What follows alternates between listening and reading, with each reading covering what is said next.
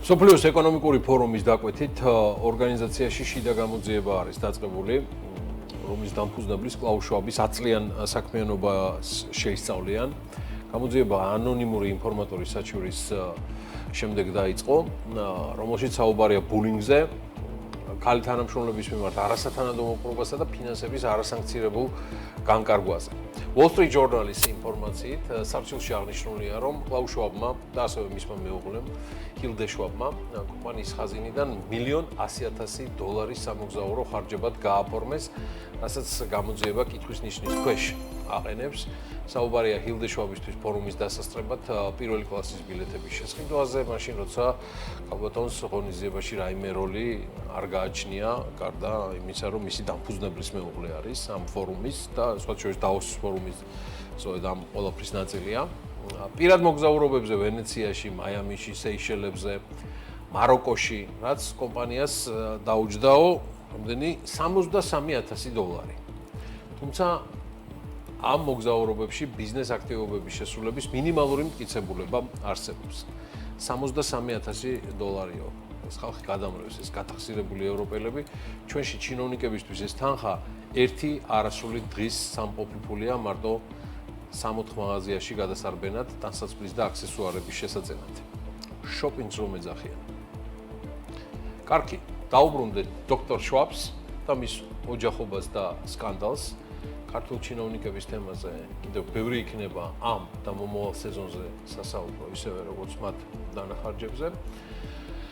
კლაუს შვაბი, რომელიც დაოსის ფორუმის დამაარსებელია, მის თავს შემდეგი ამბავია. სხვა შორის კლაუს შვაბმა სოფლიო ეკონომიკური ფორუმის სამეურვეო საბჭო მიმდინარე წლის აპრილში დატოვა.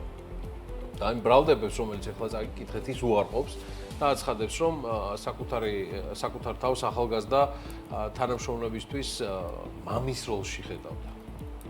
შვეიცარიული კომპანია ჰომბურგერის გამოძიებას სავარაუდოდ დასრულდება აგვისტოს ბოლოს და გამოძიების შედეგები ფორუმის სამეურვეო საბჭოსა და პოტენციურად შვეიცარიის პროკურატურას წარედგინება და შემდგომ უკვე ალბათ შვეიცარიის პროკურატურა დადებს შესაბამის ვერდიქტს ამ თემაზე. ესაც ეხება ბრალდებებს კორუფციაზე ღვთისმილისგან გადავარდნილ ევროპაში. ეხლა პირიქით მიქნია და რაც შეეხება ჩვენს სალხდეებს და საფირუსმელეთ სამშობლოს. გუშინ გაიმართა კორუფციის თემაზე კიდევ ერთი სასამართლო. თბილისის საქალაქო სასამართლომ თავდაცვის სამინისტროს კორუფციაში ბრალდებულ ყოფილ მაღალჩინოსნებსა და იმჟამინდელი მინისტრის ჯუანშერ ბურჭულაძის ცოლის ძმას პატიმრობა შეუფარდა.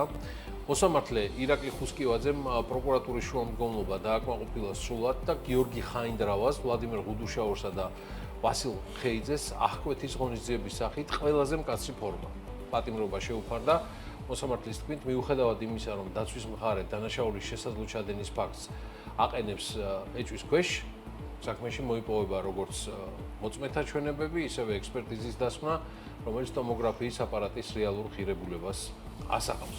მისი თქმით, ბრალდებულთა ქმედებები სახელმწიფოსთვის მნიშვნელოვანი ზიანის მიყენებას უკავშირდება, რაც პატიმრობის გამოყენების საფუძველს ქმნის. რაც შეეხება კიდევ ერთ მნიშვნელოვან სასამართლოს, რომელიც ეხება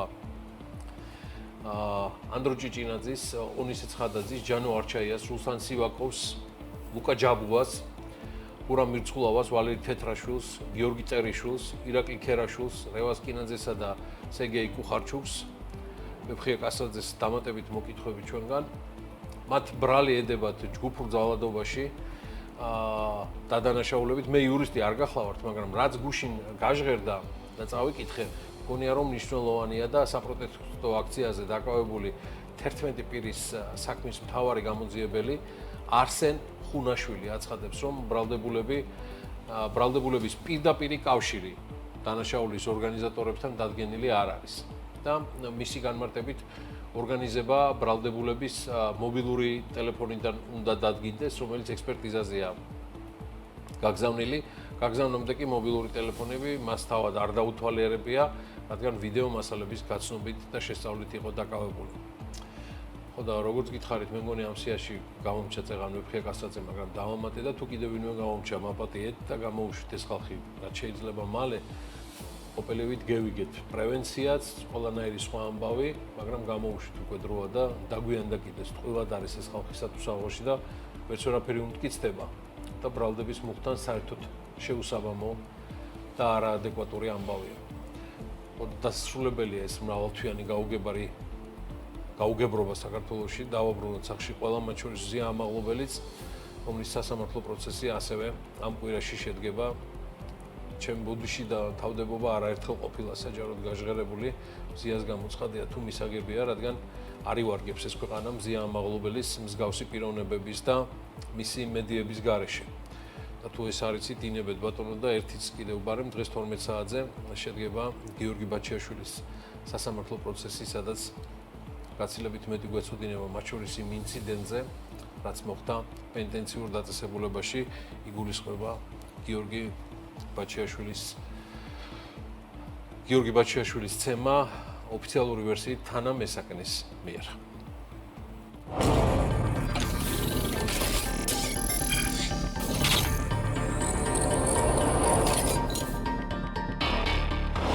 ჩვენ საქართველოდან ვართ.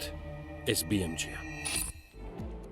ვიდრე ლიბერტის შეძენას ბოლომდე გაიფორმებს, მიმდინარე წლის 6 თვის შედეგებს აქვეყნებს უკვე ბაზის ბანკი. 2025 წლის 30 ივნისის ფინანსური მაჩვენებლებით ბაზის ბანკის მთლიანი აქტივები წინა წლის ანალოგიურ პერიოდთან შედარებით 18%-ით არის გაზრდილი, 4 მილიარდ 200 მილიონი ლარი შეადგინა. ბაზის ბანკის მთლიანმა საკრედიტო პორტფელიმა 3 მილიარდ 100 მილიონი ლარი შეადგინა და ზრდამ წინა წლის ანალოგიურ პერიოდთან შედარებით 14%-ია.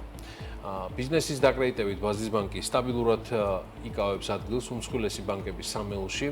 იურიდიული პირების საკრედიტო პორტფელი 17%-ით გაიზარდა და 2 მილიარდ 200 მილიონი დოლარი შეადგინა. იურიდიული პირების დეპოზიტების მოცულობა 1,5 მილიარდ ლარია. 2025 წლის 6 თვის მონაცემებით საცალო სესხების მოცულობამ 880 მილიონი ლარი შეადგინა, ხოლო საცალო დეპოზიტების მოცულობა 1,400 მილიონი. წელს კიდევ ბევრ სიახლეს შეიტყობთ ამ ფინანსური ინსტიტუტისგან, რომელიც ჯერჯერობით ზომით მეოთხე ბანკია, მაგრამ ამ ბანკს ბევრი მიზეზით ყველაფერი კიდევ წინა აქვს ზრდის მიმართულებით. რაც შეეხება კიდევ ერთ სიახლეს, საქართველოს ეროვნულ ბანკში წარდგენილი მფლობელობის დოკუმენტების თანახმად, ბიძინა ივანიშვილის შვილი, უტა ივანიშვილი, ქართულ ბანკის 100%-იან წელს აღარ ფლობს და განახლებული დოკუმენტების მიხედვით, უტა ივანიშვილი ამ ორგანიზაციებში 35%-ის წილის მფლობელია, იურიდიულად ბანკის ფონდის და ჯგუფის მფლობელობა ასე ნაწილდება.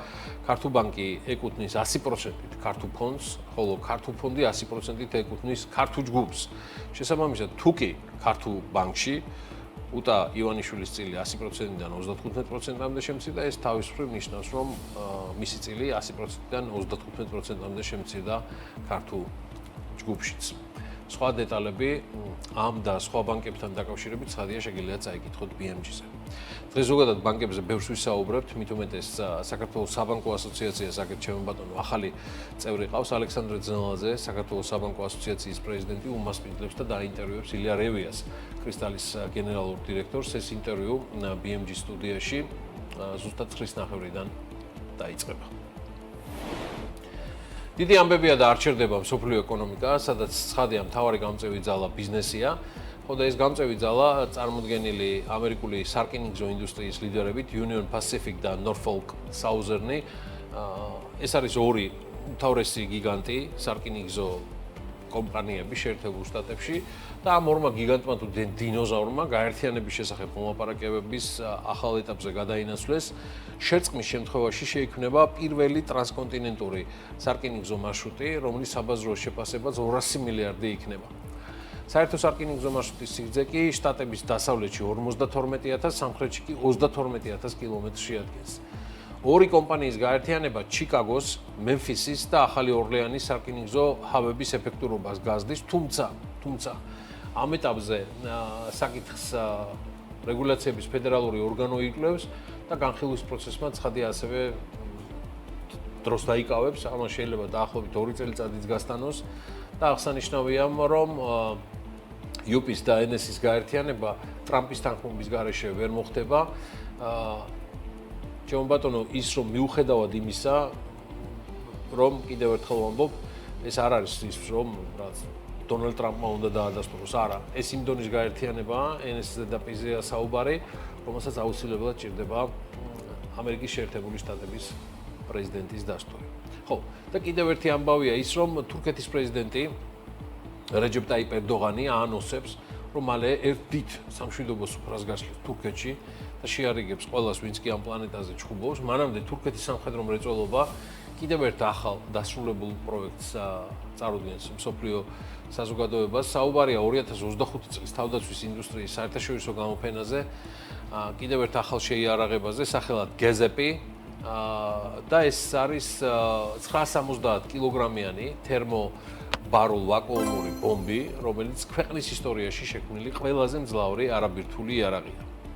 წინამორბედთან შედარებით გაზაპი არის სამჯერ მძლავრი და მისი განთავსება ამერიკულ F-16-ზეა შესაძლებელი.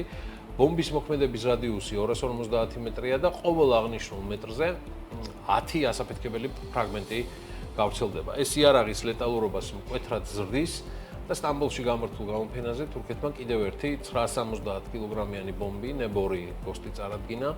გაზაპისგან განსხვავებით მისი ღირებულება არა ზედაპირული აფეთქების გამოწვევა, არამედ რამდენიმე ათეული მეტრის სიღრმეზე ჩაღწევა და სამიზნის განადგურებაა და როგორც თურქული მხარე აცხადებს, ბომბი 90 მეტრის სიღრმეზე ჩადის და შეუძლია მიწისძვრისა და გაზის გაჟონვის გამოწვევა.